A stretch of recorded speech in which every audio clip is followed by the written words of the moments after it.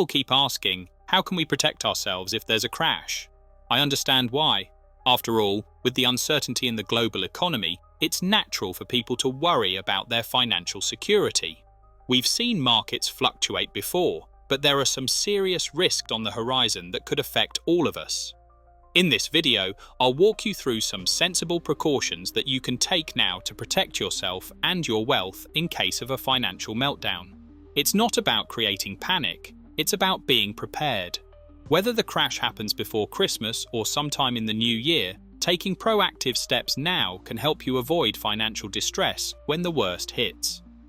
Before we get into the details, make sure to subscribe and hit the notification bell to stay updated on more financial tips and insights on how to navigate these uncertain times. The economic risks we're seeing are not just hypothetical anymore. The Bank of England's recent reports highlight several serious issues facing the UK economy in 2025. These include rising interest rates, growing corporate debt, and the overall fragility of financial markets. As the government seems to sleepwalk through these risks, it's up to us as individuals to think ahead and protect ourselves.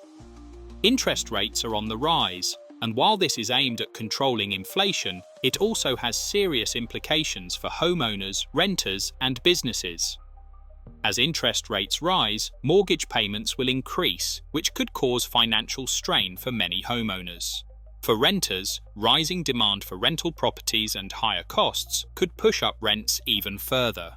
Additionally, businesses, especially small ones, could struggle with higher borrowing costs, affecting their ability to grow or even maintain operations.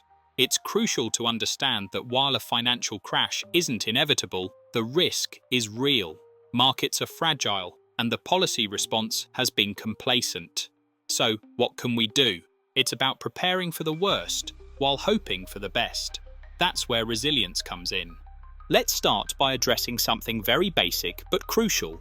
For those of you who have more than £120,000 in savings, this is for you. First of all, well done. You've managed to build up a decent amount of wealth. But here's something that most people don't realise. If your bank fails, you're not guaranteed to get all of your money back, even if you have more than £120,000 in the bank. That's because the Financial Services Compensation Scheme, FSCS, only covers up to £120,000 per person per bank. What does this mean for you?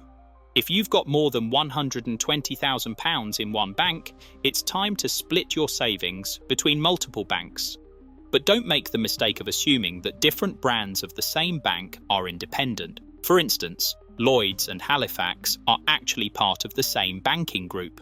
So, you'd need to split your savings across completely separate banking institutions to ensure that each account is covered. Let me give you an example. If you have £600,000 in cash, you'd need to use at least 5 separate banks to ensure that all your savings are protected. It's a simple but important step that can prevent a financial disaster if something goes wrong. Of course, not everyone has that much in savings.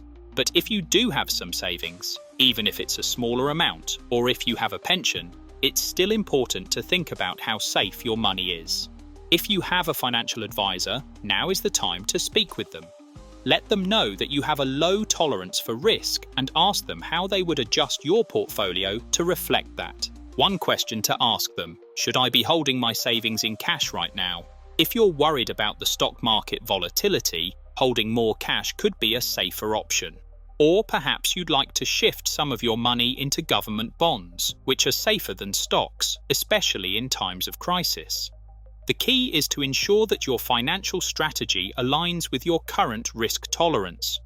If you don't have a financial advisor, it's a good idea to consult one. Even if you don't have a large pension pot, getting professional advice can help you understand how best to protect your money in an uncertain economic climate. If your advisor pushes you to take on more risk than you're comfortable with, don't be afraid to seek a second opinion. Another practical step to consider is your job security.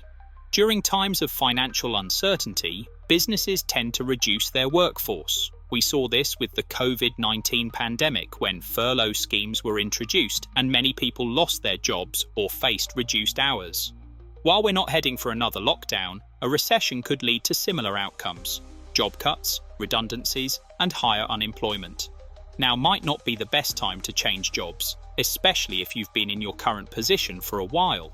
The reason is simple. Many employers operate on a last in, first out basis, meaning that the most recent hires are the first to be let go if the company needs to make cuts.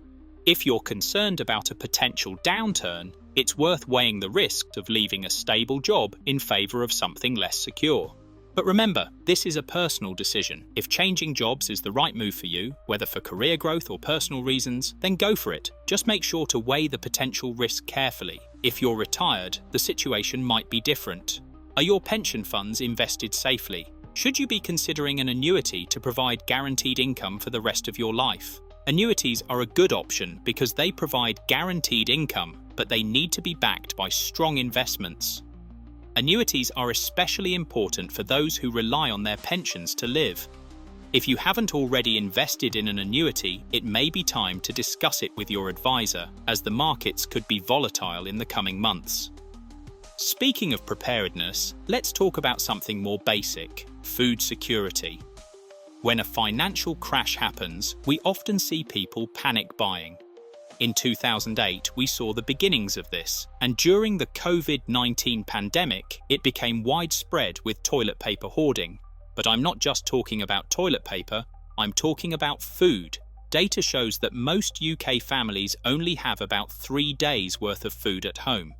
If panic buying were to occur during a financial crisis, it could be difficult to get your hands on food for a few days. If you've got the space, consider stockpiling some essentials like canned goods, pasta, rice, and other non-perishable foods. It's always a good idea to have extra cooking oils and butter as well, since these are essential for cooking. Don't forget things like tea and coffee. They may not be vital for survival, but they're great for morale during stressful times. Now, let's think about cash. If banks were to shut down their ATMs or payment systems during a financial crisis, you could find yourself unable to access your money. In 2008, there was a real risk that the banking system could have collapsed, which is why the Royal Bank of Scotland was bailed out over a weekend. While that situation is unlikely to happen again, it's still smart to have some cash set aside at home, just in case.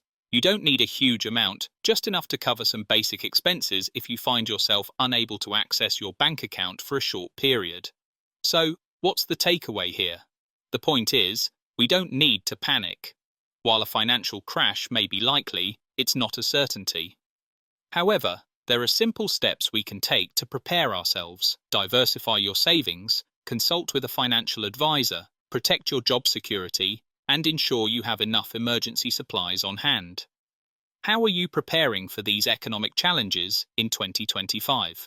Are you already taking steps to protect your savings? Let me know in the comments below. What do you think the housing market will look like in the next couple of years? Will prices continue to rise, or will we see a slowdown? Share your thoughts, and let's start a conversation. I'd love to hear from you.